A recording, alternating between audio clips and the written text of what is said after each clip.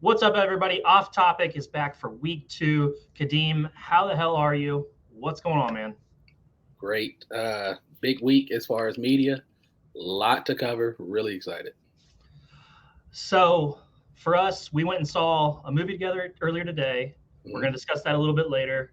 Um, we are at the end of Last of Us. We are both upset that we're at the end, but we're also super excited. Holy shit, the season finale. Let's get right into it. Do you have anything you want to talk about? Because you obviously have some background on the game, and I do not. Is there anything you want to start with? I think you should start because all of this is fresh for you.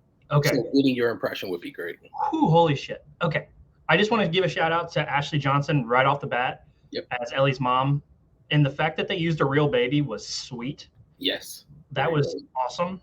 Um, I just got to keep giving these guys credit for giving the voice actors and the motion cap actors roles in this show. I think it's added to the whole part of the show.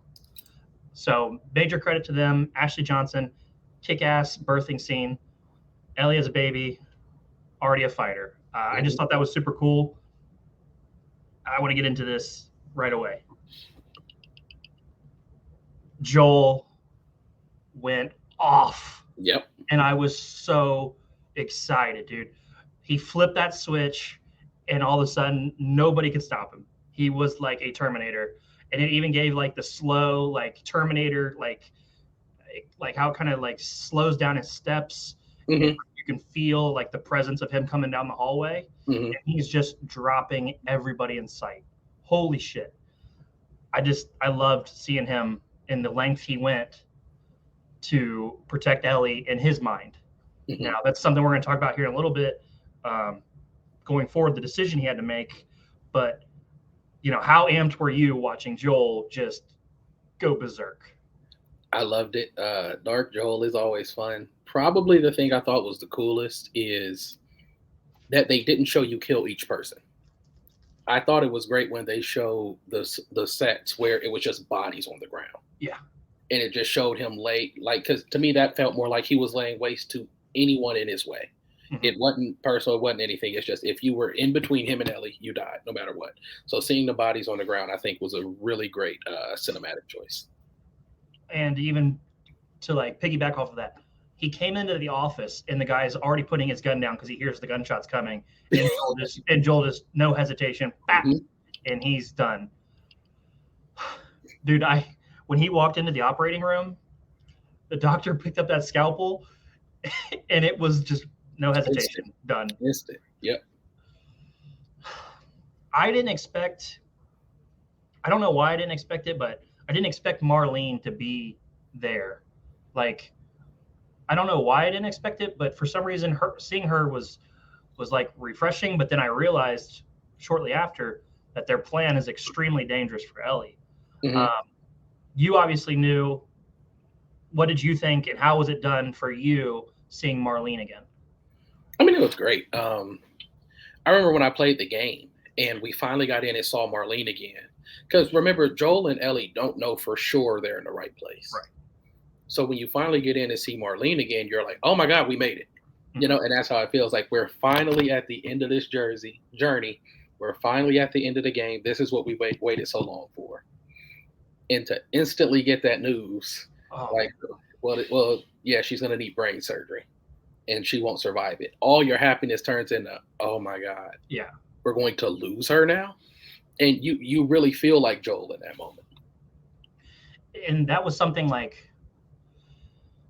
you could feel like Joel just like you could feel it literally like soul leaving it, like it hmm was a soul sucking moment to hear that she was having the brain surgery to try to replicate the cells to potentially have a cure, because he just had spent the last couple days trying to rebuild Ellie and build her back up after a very traumatic experience. You could see him going out of his way to like, oh, let's do the puns. Oh, I got Chef Boyardee. Here's Boggle.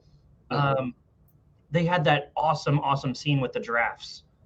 Yep, Like beautiful. there's that scene when they first walk up to the drafts, and you can see the sun behind them in the landscape, and it's just a beautiful shot hmm of them with the draft feeding the draft.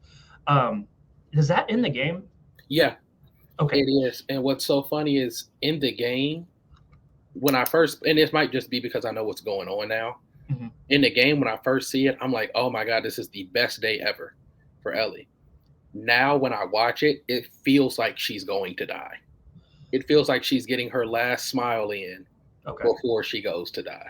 And see, in my opinion, not having that background, I'm just thinking this is awesome. Ellie's getting back up to her normal self. Hmm. Like Joel's like this is a major step back for her after obviously such that experience with the cannibals. I wrote down that Ellie needed this. Like I even wrote that down because I wanted to make sure I said that. Hmm. Um, does Joel ask her to go back home before getting to the city in the game, like he did here? Like they're outside the city, and Joel's like, what if we just go back? What if this isn't what it cracks out to be? Hmm. Could we just go home?" And then Yes. Ellie has a really mature moment where she says she wants to see it through, and I thought that really helped show her maturation throughout the show. But that does happen in the game. Is it just like that? Hmm. Yeah. And one thing about that moment, I think their roles have reversed a little bit from when the game started. If up until the point where they met Henry, if Joel said, you know what, screw it, let you and I go be together, Mhm. let's go, we can, or even when they went to Jackson, if they said, let's just stay, we Yeah. don't have to do this, I think Ellie would have said yes. I think it's only after this that Ellie feels like, kind of like she said, we've already made it this far. Yeah. So now she really wants to finish. I think up until this point, she's so happy just to be with Joel Yeah. that they could have took a detour anywhere. Now she feels the way he felt in the beginning. Let's get this done. Okay. So it's nice to see their roles, their feelings switch a little bit. And while they did switch and she's taken on a little bit more responsibility and things like that, I Mhm. think it still hit home that she was willing to go with Joel anywhere after they did everything they needed to do. Like she made a point to say, I will follow you anywhere. I will go Mhm. with you anywhere. Let's raise sheep, that kind of thing, which I thought that was really important because while Ellie is maturing and doing more, she still understands that, hey, everything that's happened, this is my father figure. This Mhm. guy has gotten me here. He's going to protect me as best as he can. That was I'm going to say my second first favorite first season of all time. I thought that was an incredible show. Mhm. It's good. It's in my favorite shows for sure. Um, it drew you in every time. Every episode, there was something to latch onto. There was something to follow. There there was something that kept you there. You had to watch. What did it do for you as a person who's played and now watched? Where do you feel about this going forward? I mean, I loved it. I can't think of a first season of a show better than this. And what it did was it brought to life the story I played 10 years ago and loved. One of my biggest things with the show is I wanted to see if it would be a shot for shot remake or how much they would change. And to me, the best part of it was that even though I knew the big points of everything that would happen, I was still just as glued to it. To me, this is the perfect translation from game to television. It's in my favorite shows ever. I can't think of a better first season of anything. Yeah. So, and then this right here, this is how you take something that people love and you don't step on it. You don't Yeah. do too much. Like you make it better. You elevate the name Last of Us by doing something with this level of quality. Hmm. Um, the only thing I would just wanted to tell you, the only season of TV that I thought was better, and this is kind of unfair because it was standalone-ish, was True Detective season 1, Okay. and that's one of my favorite shows ever. It's really hard to beat, but this is the gold standard going forward. Like Hmm. like if you don't do something close to this, it's probably a failure. Like it And, was that good. and we have another one coming. Like Amazon is making a God of War show. I am going to directly compare. Now this is a little more grounded, so some stuff's easier That's to gonna be get. yeah. It's a But little bit different genre. I want the same level of casting. I want the same level of quality. This was perfect. Yeah. Yeah, I mean, um, last thing before on one Last of Us before we move on. Um, Episode 3, best episode of the season still, or did that did the last season finale take it over? I still say so. I still say 3. Episode 3. Yeah, for me it's 3, 8. Yep. This one. So 3, 8, 9, and then 5. With Henry and Yeah. Sam. Okay, I just didn't know if you'd maybe changed your mind since last week on those. No matter what, to have nearly 4 episodes be almost a 10 out of 10 is insane. Yep. So major props to Last of Us, Pedro Pascal, Bella Ramsey, incredible, dude. You guys are awesome. Cannot wait for season 2. I got to see where we go. Like, I need to know. Like, I'm ready now. I'm ready. So I have to ask you about Joel's choice. Yeah, we should touch on that because I didn't want to. I don't know. I didn't necessarily want to like go too far, just in case people haven't watched it. But like, I think he did the right thing. Okay. I think he did the right thing. I wrote on my paper. I wrote the lie with 3 exclamation points. That's a really hard decision, no matter what. I think he did the right thing, though. What do you think? Tell me what you think. So when I was in your shoes, when I had just played the game for the first time, I left it thinking, absolutely, we did the right thing. We saved Ellie. No way Ellie was going to die. This was 100% the right decision. I thought that for a long time, up until I played Last of Us 2. And it wasn't until I played Last of Us 2 that I was just like, damn, like we really, and I'm not even saying I would make the wrong decision. Yeah. I'm not a parent, but if somebody said, my mom had to die to save the world, I'd probably say, to hell with the world. Wouldn't care at all. So I thought it was the right decision too when I played it as Joel. Okay. In Last of Us 2, you'll see this decision through someone else's eyes, and you'll just be like, ooh, yeah, this, And I see exactly what, like, I don't have the background or the foresight to see like what happens in the game, but I don't want to spoil anything further than we already have. Okay. But does Ellie find out? Yes. Okay. Then that makes it a lot more difficult. Yes. And we'll save that because I'm going to save that for next season. We're obviously going to keep doing this, and we'll hopefully be able to talk about it down the line. I assumed she would eventually find out, and that I wonder if she's going to be mature enough to understand both sides, because while she could save a lot of lives potentially, the brain surgery it might not even have worked. Like that's the kind of fickle thing with the brain surgery, is you never know.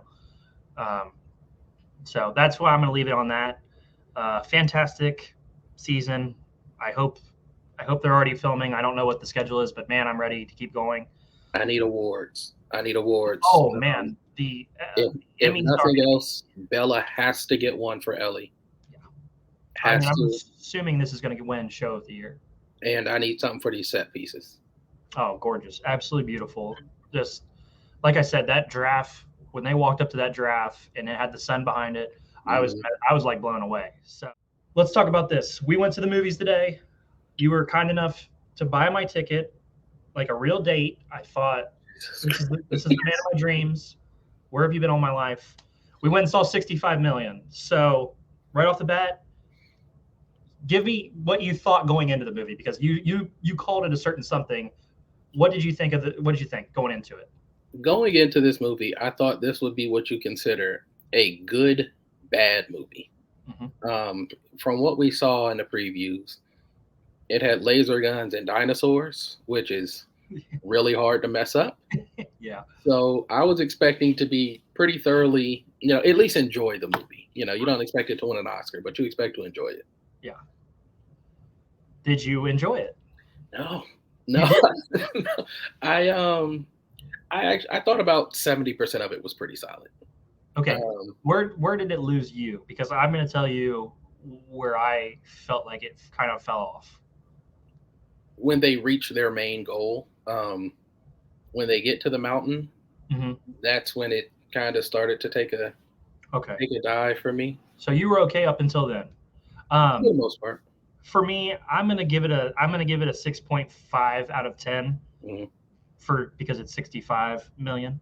Jesus. Um, I, I thought it had some fun. Unfortunately, I thought Adam Driver was not the correct casting choice for the movie.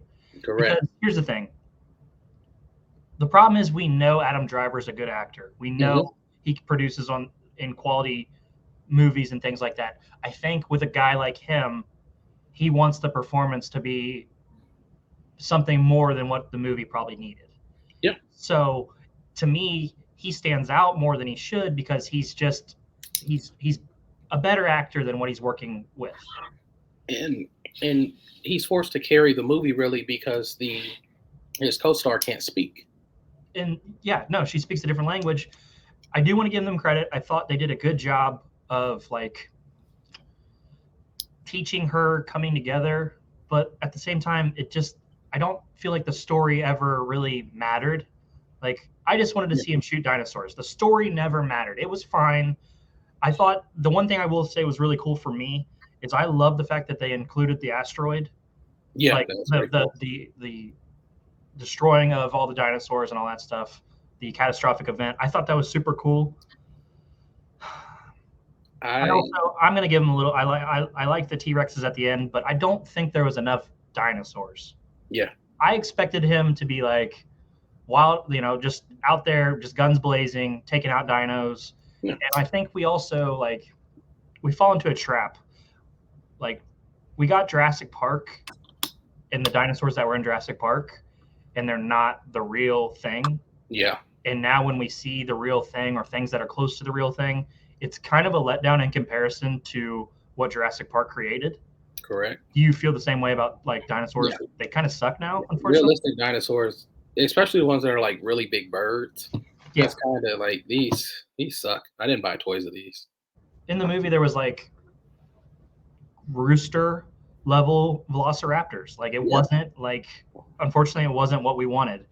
I feel like if they would have taken the dinosaurs from Jurassic Park and put them in there and had them fight with those, it would have been a little bit better. But obviously, you can't just make up whatever you want when you're not Jurassic Park. I Um, think I actually probably would have liked this concept more if they landed in the Ice Age.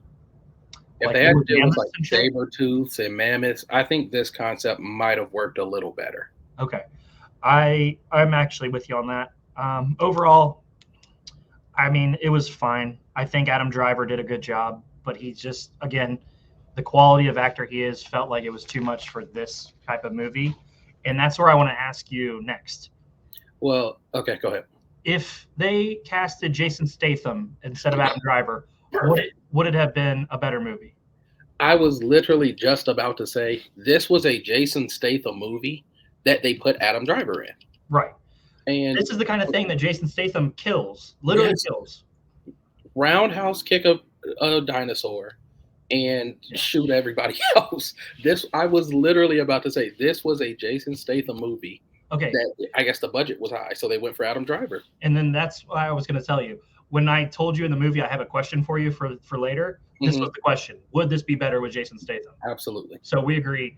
Absolutely. I just think Adam Driver he was just too much for this. Overall, it was fine. I'm glad we got to go, but I do have one thing about the movie. go ahead. Though this movie was not good, I think this was good for movies. Since because it's a bad movie, but it's still getting butts in seats. Yeah. Since the pandemic, I feel like we've kind of fallen into like, if you're gonna go to the movie, it's gonna be like a huge thing, like an Avatar Oh, like an or event. It's a more of an event. Marvel. Yeah, it's gonna be a big event. Okay. This wasn't that. This was No. a movie that neither of us expected to fall in love with, but we said, we'll go have fun and watch it. So I think that's actually good for movies that people are coming back for because the theater wasn't empty. Yeah, I was going to say, and I was surprised, honestly. I thought we were going to be sitting maybe with a couple other people. I Hmm. mean, every row had people in it, and I was surprised. So to support what you said, it's nice to see people back at the theater Yep. and willing to see something that's not an An event. event. Yeah. So totally with you on that. Listening to this is something we've gone back and forth on for a while. Like, we love just to talk about this kind of thing. We have our top 5 bad movies that are good. And I know you guys out there all have similar lists because everybody loves a bad movie that's good. It's something we enjoy. It's a movie you can put on. You don't have to pay crazy attention to, but it's fun and it entertains you. Kadeem, because our number one pick was very similar, what is your first overall bad movie that's good? This is my first overall, and I'm gonna tell you this has to be the best bad movie of all time. Yeah, yeah. It's called Starship Troopers. It's The reason it's good is because it's Earth, maybe a couple hundred years in the future. We're going to other planets and things like that. We have another planet filled with these giant bugs that we go to war with. Great thing. The reason it's bad is because it's a movie about humans fighting giant bugs. Like, at no point are you watching this and you're really impressed with the movie. But God, do you love this movie? Like, anytime I see Starship Troopers on, I'm going to sit and watch. And there's no debating that. uh, and here's the thing: I've watched Starship Troopers maybe 100 times at this point in my life Yeah. because it used to be on Sci-Fi all the time. It's amazing. Casper Van Diem, he's never been in anything else. He's so good as Johnny Rico. Mhm. The movie, it's got an awesome cast. What is it? Carmen Electra's in it, or no, Denise Richards. Sorry, Yep. Denise Richards is the pilot. It's just got a great cast. The bugs are cool. Yeah, I mean they're cool. One of them shoots like a bomb from their planet Blast to Earth. Blaster shoots a blue plasma bomb at people. Yeah, It is the best bad movie that's good. And I'm going to be honest with you, the fact it didn't win an Oscar is a black mark on the Academy. Okay, I'll give you my first pick, and this rivals Starship Troopers in my opinion. okay. If I'm going to preface this by saying, if there was no Jaws, this would be the best shark movie of all time. I'll actually agree. Deep Blue Sea I'll actually is agree. insanely good. Insanely good. When you give sharks Super soldiers here. injections to help with Alzheimer's memory loss medicine, they freak out and they are fast, they're strong. The ones like attacking a titanium steel fence, it's the best bad movie ever. It's got a great cast. It's got the Punisher. It's got LL Cool J. It's got Samuel Jackson for a little bit. Yeah. Michael Rappaport. It's crazy. Yeah, he is in this. So that's my first pick. Give me your second pick.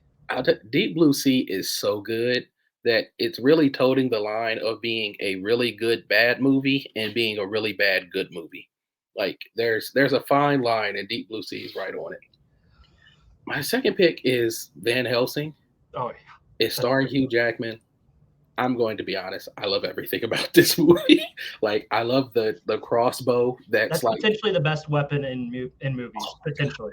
It's amazing. I love a crossbow it's like a machine gun.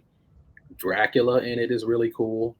He turns into the most awesome looking werewolf I've ever seen. Yep. Anything with vampires and werewolves, I'm going to watch, no matter how bad it may be. So yeah, Van Helsing is number 2, super high for me. And I'm totally with you on Van Helsing. It's such a kick-ass movie, dude. The Frankenstein ends up like helping them. They've got what is it, Kate Blanchett? Mm-hmm. She's a badass in it. The guy who helps Van Helsing with his weapons is the dude from 300 that tells the story of 300. I can't think of his name. Is his name Sean William Scott? The eye patch. Is his name Sean William Scott? No, it's a different actor. No, but he's got the eye patch in 300. Mm-hmm. He helps him with his weapons. Yeah, that movie's. I'm gonna be honest with you. I think you're cheating by putting that on there because that's a good movie. It totes the line. It totes the line as well. It really does. Really good pick for your number 2. My number 2. You guys are probably gonna see a theme with my movies. My number 2 is Anaconda. Anaconda, the first one with Jennifer Lopez and an actor that you guys probably know, Ice Cube. Mm-hmm. Owen Wilson's in it. John Voight's in it. They are going through South America and they run into a couple massive anacondas that just are taking the crew away and eating them. And they end up fighting the massive snake in like a chimney and blow it up. It's just like, it's a monster movie that's just, it doesn't have any reason to be as entertaining, as fun as it is. Ice Cube chopping its head off with an axe is wild. Like, it's just a fun monster movie. Boy, John Voight's such a creep in that movie, isn't he? Oh yeah, and he's got like that fake Brazilian accent as a white guy. It's fantastic. He covers himself in the monkey bone dust so the anaconda won't smell him. He's a creeper. Oh man, that is another good movie. I just love it. I just love it. Terrible, but man, is it good. What is your number 3? So this feels a little unfair putting a mostly fighting movie on here because most of them suck. But it's called Blood and Bone. It stars Michael J. White. He beats up Kimbo Slice. He beats up everybody using Tai Chi. The most ridiculous concepts ever. He stays in a house with like 8 people. It's really a terrible plot. But the choreography and the fight scenes alone will get it top 3. If you've never seen Blood and Bone, please watch it. It's like 75 minutes and 50 of it is fighting. Yeah, no, and like that's the good thing with Michael is you get great fight scenes. Like he's gonna make sure the fight scenes look good. But that fight scene in the prison bathroom is absurd with Kimbo and his buddies. Like it's a fun movie. I got to give you credit for that. But whew, that man is not a good actor. He did Spawn. He gave us Spawn. Yeah, I'll get you. Okay, that's fair. Spawn wins. My number 3. We talked about Jason Statham earlier. We have a theme here. I'm going with the Megalodon, where Jason Statham fights massive sharks. There's nothing more you need to say. Jason Statham is chasing a Megalodon, and there just happens to be a bigger Megalodon at the end. Can I tell you my gripe with monster movies like this? Yeah. I feel like these creatures are so big that eating one person would be so inconsequential. They don't really, in that movie, they don't really eat one person. Like, remember when he sees the girl in the little glass thing and bites at the glass? And I was just like, you wouldn't taste her. Like, she would do nothing. Now, it makes for a good movie. It does make for a good movie. I also think they did that to like show the size of the mouth. Yeah. But I do understand what you're saying.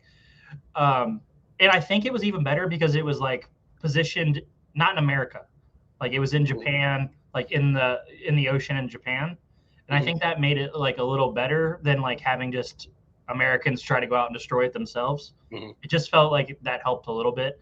So the Meg, if you haven't watched it, Jason Statham hunting large sharks, it sells itself. All right, your number 4. This is where it starts to get thin.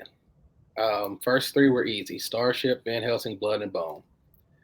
Number 4, I'm going with Mortal Kombat. Mortal Kombat! The reason Mortal Kombat is good is because you get to see all your favorite characters brought to life. Yes. Literally nothing else about Mortal Kombat is good. The fight sucks, except for one Johnny Cage fight where he hits Goro in the nuts.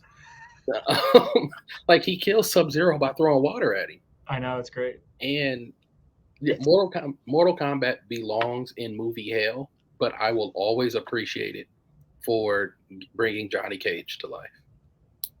I just love the over-exaggerating, like in the movie. Like everything is over-exaggerated. Like everybody's overacting.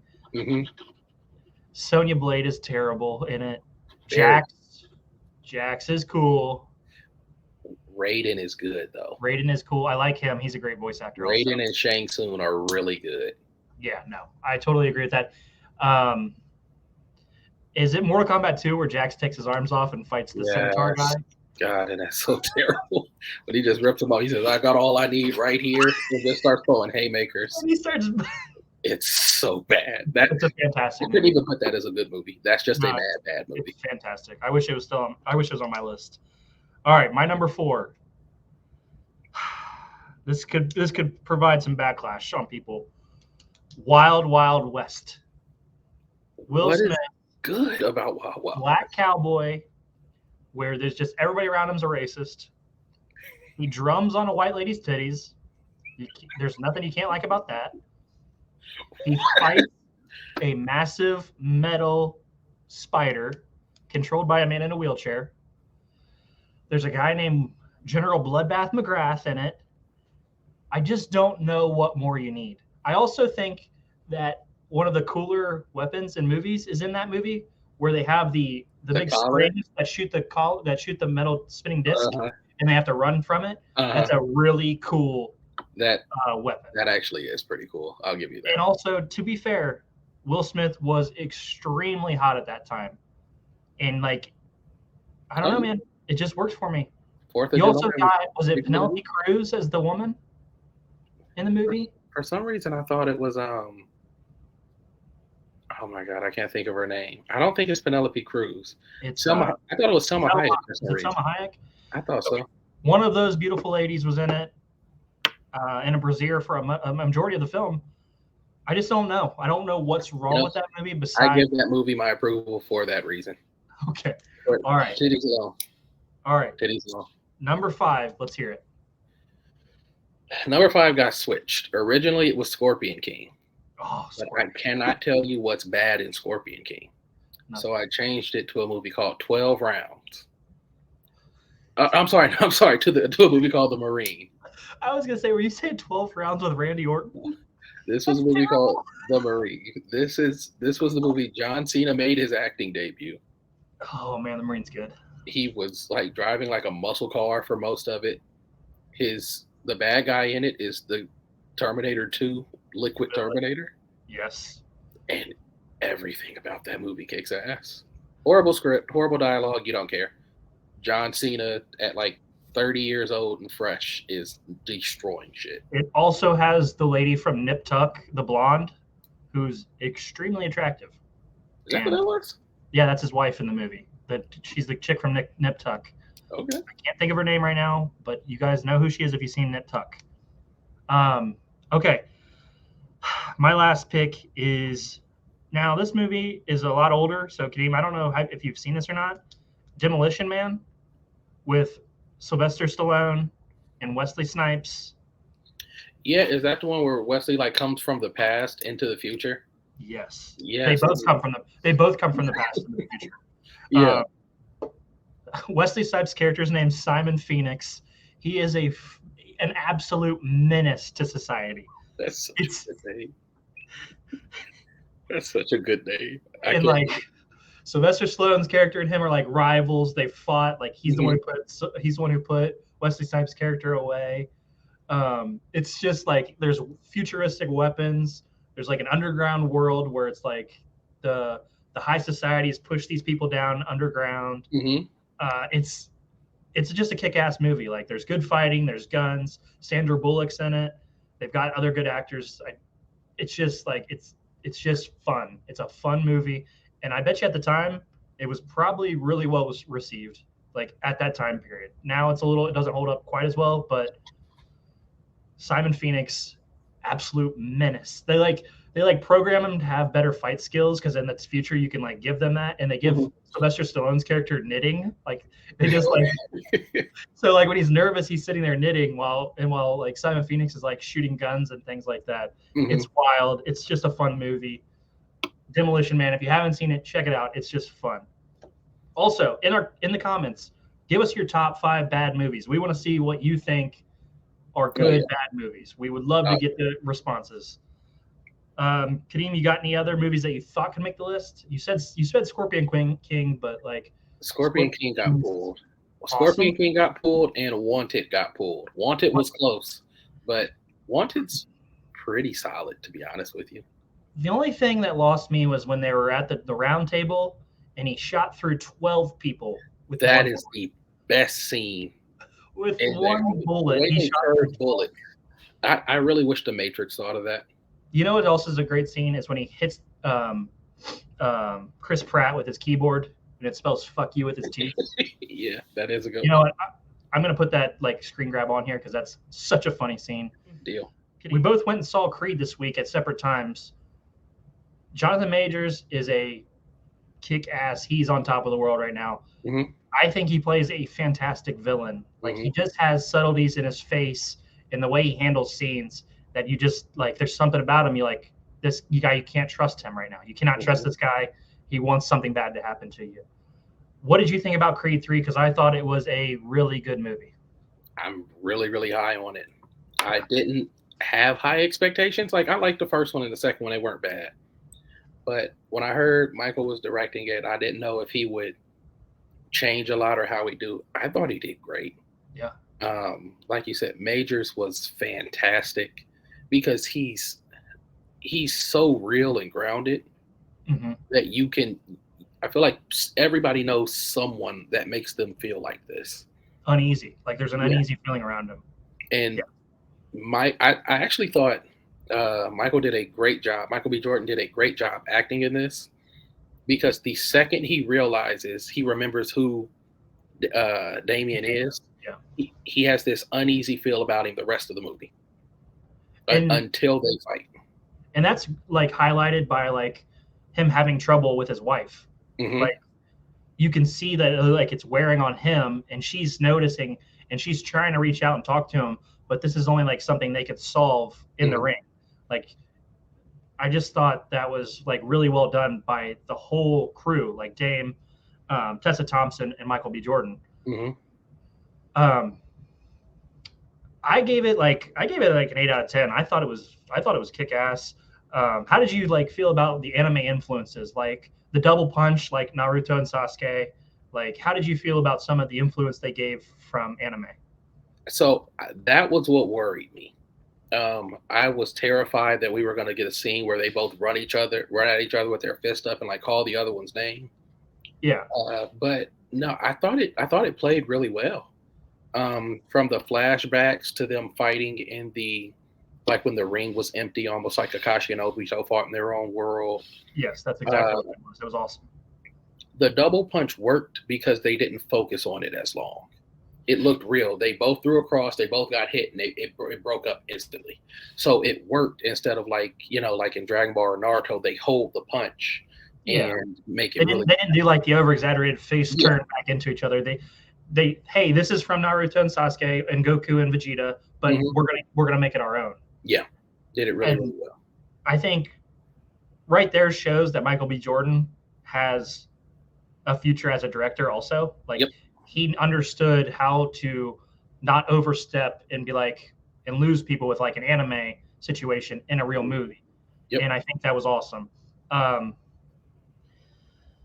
What did you give it? What'd you like out of 10? What'd you give it? I'm at like a 9. You're really impressed. Like I said, none of the movies have been bad. I thought the first one was better than the second one. Yeah. And this one is at least as good as the first one. Like I was really, really high, and it might just be because I thought Dame was so good. Oh, he was great. He was so good. It might just be because Jonathan Majors put on such a good. I mean, he was even more physically imposing than like Drago was. And for them to, I thought they really made it make sense. With saying, Donnie had been retired for a couple years, so it's not like he was fighting him at his best, fresh out of prison. Like I thought everything about it worked. And that's one thing. Like, they made Dame fight in a way that like he could beat a contender or a champion because he was willing to do things that weren't legal. Yep. Like when he fought the former champ, he's kneeing him in the knee. He's hitting him in the shoulder multiple times. He hits him with an elbow. Like he's using things to an advantage to get under the guy's skin that in reality, he wouldn't be able to beat him fresh out of prison. But he uses things to get, and then that's how he suckers in Michael B. Jordan. I do have a question for you. Would you feel like it was more realistic if they fought at like a weight class below heavyweight? Because those guys are small for heavyweight. Did you ever think about that? Like, did you ever worry about that? Like, I don't know why it bothered me, but it does. Because like when you look at real heavyweight boxers in real life right now, they weigh 230 plus. Those guys weigh like 210. Well, like, They're very here's the small in thing. comparison. To me, Jonathan Majors looked about what Tyson used to look like physically. That's what they were going for, yeah. And I think Michael B. Jordan looks a lot like what I kind of remember Roy Jones Jr. looking like. Like, to me, he's a little bigger than Roy. And Roy fought at heavyweight. So I didn't really mind it. Like, now obviously, like, young Drago is obviously a heavyweight. He's Yeah, just a massive monster. But no, I didn't mind it. I didn't mind. I thought it was fine. I just wanted to ask because I looked at Tyson Fury and some of the other guys, and they're just I don't massive. know. Well, he's massive anyway, you know. Yeah, I'm with you. Recently, Michael B. Jordan gave out his like list of starter animes. What did you think about that? Did you have like something that you would recommend for like a starter anime? For most people that go looking for an anime, they're looking for a lot of action and some comedy. And Michael B. Jordan gave a bunch of battle shonens, like he said, Naruto, Dragon Ball, Hunter x Hunter. I'm not a Hunter x Hunter fan, but Which is a problem. I think those are fine. My thing with anime is kind of like anything else. If somebody says, "What anime should I get into?" It's kind of like them saying, "What show should I binge watch?" You kind of want to know what they like. If they're in a drama, if they're in a comedy, if they're in action. But I thought those covered about everything. I think Naruto's a perfect starter anime. If you want to get into it, Naruto has just about everything you'll need. A lot of filler. So before you start Naruto, if you're out there, get the filler episodes so you don't get caught up with all that.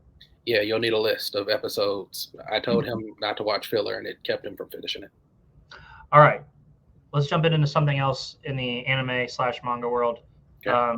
This week we had a new One Piece chapter. Yep. A lot of interesting stuff happened in the chapter. How do you feel about where we are in One Piece, and how do you feel about the Seraphins? Because as of right now, those things are massive, massive problems. Oh, they're strong. They're strong. And the biggest problem is their durability. Yes. Like, could any of them beat, Zoro or Sanji right now? No. But Zoro made a point of saying, they're invincible as long as their fire's on their back.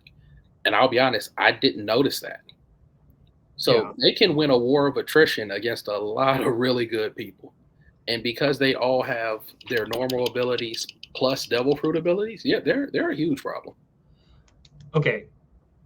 Did you notice that when they use their devil fruit, the fire goes away? I didn't notice that. Yeah, when you go back, I'll send you the panel. The flames are gone when they're using the devil fruit powers. So that's how you beat them. That's how you're going to have to beat them. But another thing from the chapter, who do you think took out Shaka? I don't think it's somebody we've seen yet. I have a theory that I think you might like. Okay, I want to hear it. I'll just say I don't think it's somebody we've seen yet because we've only seen a couple different people use guns, and neither of them would be anywhere near here. So who do you think? Give me your theory? I want you to go back and look at the panel, and this was discussed earlier in another group chat I'm in. It looks like a string. S Mingo. Ooh, I would like that. I don't know if it is. I think it would be super cool if it was. I would love that, actually. That's what I want. That's why I wanted. He's the only one we haven't seen yet, isn't he? Him and. I don't think we've seen Crocodile. If he was still no Crocodile and no. Moria. Law. I forgot how Law was. No Moria either. Okay, so I'd have to think about it again. But I just wanted to say, what would you think about S Flamingo showing up? I'd be being a problem. I'd love it. I'd love it. Did you get the picture I sent you? Yes. So, dude, it's like such a kind of weird energy. Like, why has Sanji got such a problem with Jinbei? Like, I don't get it. It's too much. I understand the fisherman screwed over Nami a long time ago, but I don't know. This is why I brought it up. You're right. On Fishman Island, he did tell Jinbei that if Nami doesn't forgive you, I'll kill you right here, right? And he had no chance. To me, oh my God, no, you wrecked Sanji. Well, yeah, he would have lost. But yeah, come on. Yeah, Sanji would have lost. But to me, this was darker than we've seen Sanji. Did his eyebrows switch? To me, this was darker than we've seen Sanji. And I'm just gonna say it. I'm gonna tell you what my theory is. He still has them, No, but but did they switch? Are they the other direction? Because uh, that's how you know. That's how you know he's turned on his ability. When his eyebrows flip, that's how you know he's that serious. they're usually going like the swirl is going out, right? Right. But if you remember a couple chapters back, they make a comment about him and his eyebrows are switched. I don't Something remember changes that. with him. Okay, go ahead with your theory. I would love to hear it. What I'm wondering is, are we gonna have to call Zoro after all? Is he really losing his soul and starting to become like his brothers and sisters? I don't think so. I think it's just a flip. He can switch now. It might be, but like I said, this is the darkest we've ever seen him. But that's a problem because Luffy's not going to let them fight. No, Zoro's not gonna kill him. Zoro's And not I don't think, I understand Zoro would win. I'm all on board with that. But that's still a hard ass fight. no, I mean, yeah, and Zoro wouldn't want to two kill him. crew members. That would be terrible for the crew. Yeah. Like, it was bad enough when Usopp and Luffy fought. Those two, Zoro would probably cut his leg off and it would get bad. But like at the same time, Zoro's probably eating some nasty kicks and other things. That speed, we would have to really test Zoro's observation if Sanji went all out with his speed and everything. Well, what happens if Sanji is losing who he is? Where do we go from there? If he's starting to turn I think into, it's going to be hard because he's worked so hard to not be that person, like to be one of them. So I'm interested to see if that happens, but at the same time, I hope because he's been through so much, because he has a family now, he has people that care about him. Zeph like instilled all of this in him.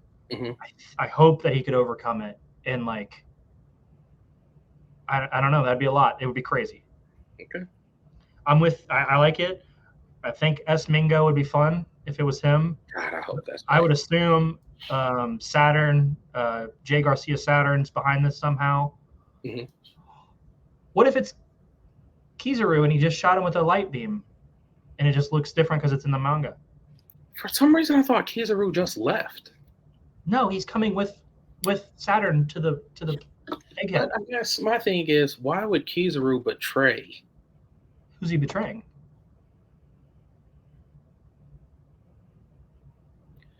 Maybe I'm tripping. I thought Kizaru was actually really good with Vegapunk.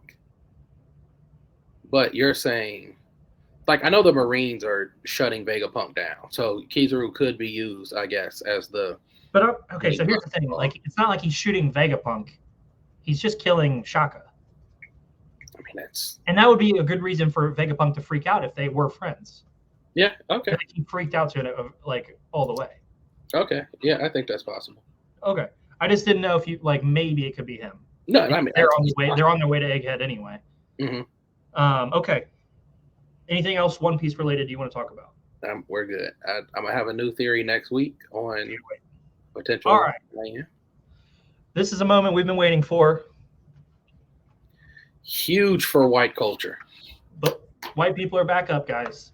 I'm going to try the Sunny D Vodka Seltzer. They are not sponsoring this podcast, unfortunately. That's on them, guys. Can't control that. I'm going to try their new Sunny D Vodka Seltzer. Before you try it, is it even cold? Yes. Okay. Can looks pretty cool. 4.5 alcohol percent. For all of our 95 calories. For all of our white listeners, I am personally happy for you.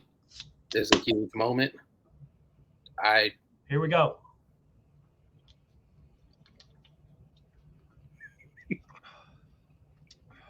Tell the truth. That's really good, dude. Oh my god. Oh my god. You're joking. Gluten-free. Holy shit. Dude, you can't taste any vodka. So you're just drinking carbonated Sunny D? This is big for white culture. It's really huge. We're back. Huge. We've fallen off in the recent years. 4-pack of these has really brought us back. Huge. Wow, made with real juice. That is so gross. You're supposed to be drinking one with me, but I forgot to give it to you. Yeah. Okay, guys, I'm gonna give this a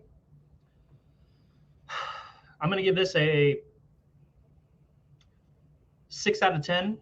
Now, I didn't drink Sunny D every day growing up. It's fine. I would drink this casually, one or two. That's going to be tough on your stomach after 3 or 4. But overall, it tastes fine. It's good.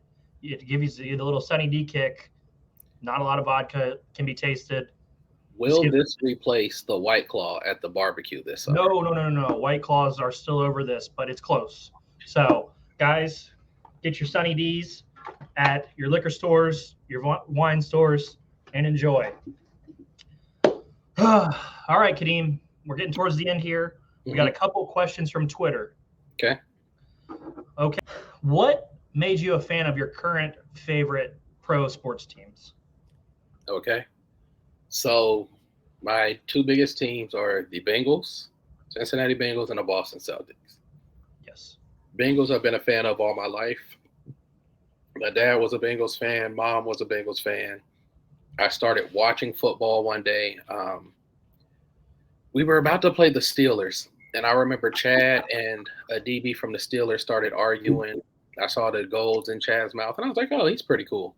Instantly just just roll with the Bengals from there on in. For the Celtics, they had just signed KG. Okay. My best friend at the time, I was in high school. My best friend at the time was a Cavaliers fan. And just to kind of stick it to him, I just picked I think the Cavs had just lost to the Celtics in a regular season. And I kind of stick it to him. I just started saying I'm a Celtics fan now because they can beat the Cavs. And it just ended up sticking. So I've been a Celtics fan since 07, 08. So you started in that would have to have been 08 because the 07 went to the finals. Yeah, so it was 08 when I started, and I became a real serious fan when I was about 16, 17. I really, really loved Rondo. Oh, yeah. So that carried me for a while. Okay, so I am a Browns and Cavs fan. I have followed the Browns for a long time. My dad is a Browns fan, and just watched games with him. And I kind of, flip-flopped throughout the years because it was really hard to be a Browns fan. It still is, to be honest. But I kind of tested some other teams, and I just kept coming back and wanting a team from my state to win.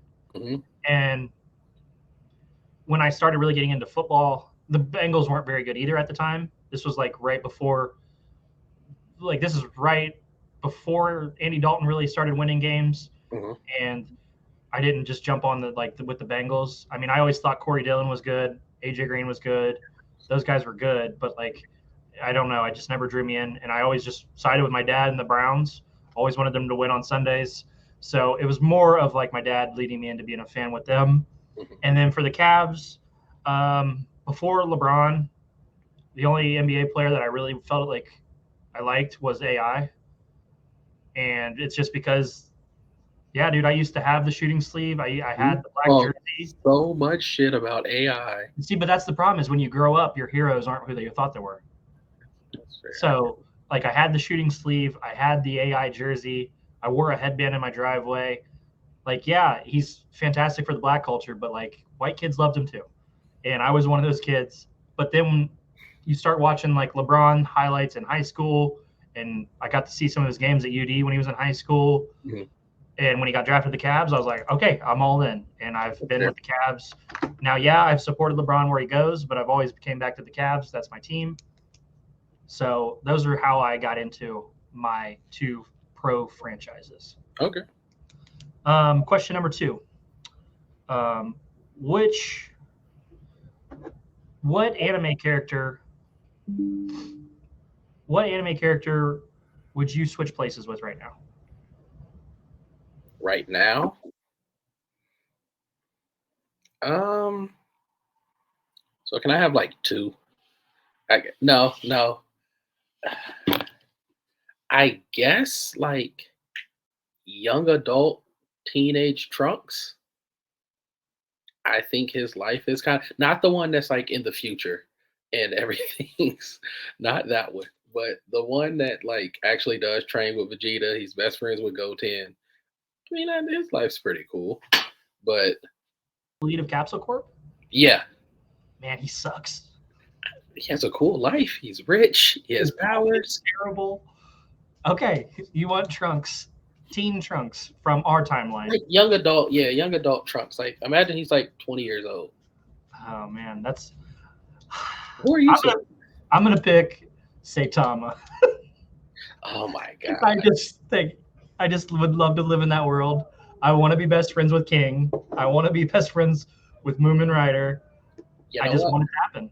Question: if I pick a character, does that mean they don't have to die? No, they're dead. Well, because if I could pick anybody, I mean, Jiraiya's life would be perfect. You could be Jiraiya, but you're gonna die. I mean, everybody dies one day. I don't want to get jumped by 6 puppets. Oh, you don't want 6 steel poles in your back? Yeah. If I could pick anybody, I'm changing my answer to Jiraiya. Okay, I like that. That's a good answer. Final question. This one should be interesting. What is your favorite conspiracy theory? Oh, the Michael Jordan suspension. Okay, fill us in a little bit more on the Michael Jordan suspension. For those who don't know, after Jordan won a ring in 93, I believe. Yeah, in 93, he takes 2 years off from basketball because his dad died. His dad was murdered. Yes, his dad was Michael Jordan is a gambling piece of shit. And his dad was murdered in a carjacking. So the conspiracy is Michael's a well-known gambler. Gambles all the time on everything. The rumor is that Michael was gambling a lot and someone he owed money to killed his father. And that instead of taking time off to play basketball, Jordan was actually suspended by the league for a season and a half for gambling. That's a good one. That's a good one. It's horrible for Michael Jordan. And is it? I feel like if he heard me say that, he'd want to slap the hell out of me. But that is my favorite theory. I think that one is great. Okay.